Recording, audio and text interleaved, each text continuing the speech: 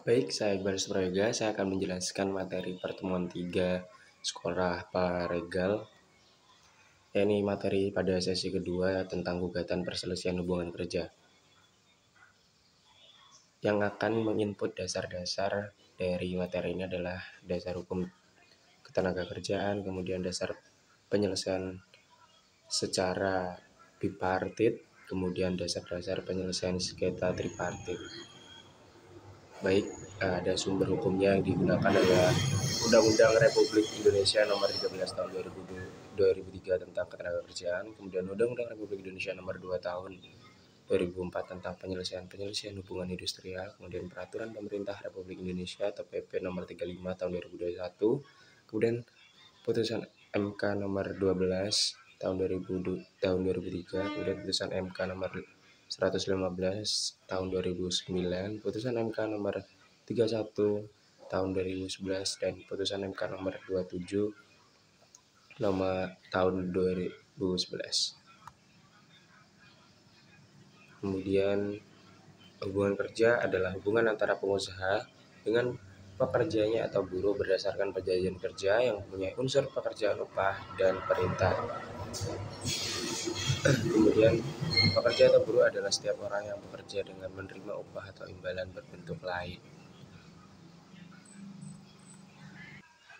Baik, sebelum melangkah jauh kita perlu mengerti dulu mengenai apa itu pengusaha. Pengusaha adalah orang perseorangan atau persekutuan atau badan hukum yang menjalankan suatu perusahaan milik sendiri.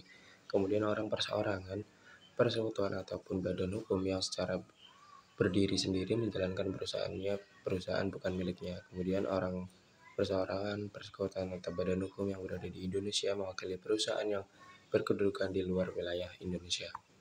Kemudian perusahaan. Setiap bentuk usaha yang berbadan hukum atau tidak milik orang perseorangan, milik persekutuan atau milik badan hukum, baik milik swasta maupun milik negara yang memperkerjakan pekerja atau buruh dengan membayar upah atau imbalan dalam bentuk lain. Kemudian usaha-usaha sosial dan usaha-usaha lain yang mempunyai pengurus dan mempekerjakan orang lain dengan membayar upah atau imbalan dalam bentuk lain. Kemudian di sini jelaskan upah adalah hak pekerja atau buruh yang diterima dan dinyatakan dalam bentuk uang sebagai imbalan dari pengusaha atau pemberi kerja atau penyedia lapangan kerja yang telah disepakati pada perjanjian kerja sebelumnya yang akan dibayarkan sesuai dengan isi perjanjian. Kemudian waktu kerja lembur adalah waktu kerja yang melebihi 7 jam sehari dan 40 jam satu minggu untuk 6 hari bekerja dalam satu minggu, atau 8 jam sehari dan 40 jam satu minggu untuk 5 hari. Jadi seperti itu. Kemudian upah kerja lembur adalah upah yang dibayarkan oleh pengusaha kepada pekerja atau buruh yang melaksanakan pekerjaannya dalam waktu kerja lembur. Dan perjanjian kerja adalah perjanjian antara pekerja, buruh dengan pengusaha atau pemberi kerja yang membuat syarat-syarat kerja, hak dan kewajiban para pihak. Dari sini kita bisa mengetahui dasar-dasar pengusaha, perusahaan, kemudian upah, kemudian waktu kerja lembur. Kemudian kita masuk ke apa itu pengertian perselisihan hubungan industrial. Setelah kita mengetahui dasar-dasar tadi, perselisihan hubungan industrial ini ketentuannya sudah ada dalam pasal 1 Undang-Undang Nomor 2 Tahun 2004 yang menerangkan bahwa perselisihan hubungan industrial adalah perbedaan pendapat yang mengakibatkan pertentangan antara penguasa atau gabungan pengusaha dengan pekerja atau buruh atau serikat pekerja buruh karena adanya perselisihan mengenai hak, kepentingan, pemutusan hubungan kerja, dan antar serikat dalam satu perusahaan. Lebih lanjut lagi, jenis-jenis perselisihan mengenai hak mungkin terjadi meliputi hak normatif, peraturan perusahaan, perjanjian kerja, atau peraturan perundang-undangan. Adapun contoh kasus perselisihan industrial adalah masalah gaji, THR, PHK, dan juga pesangon dan lainnya.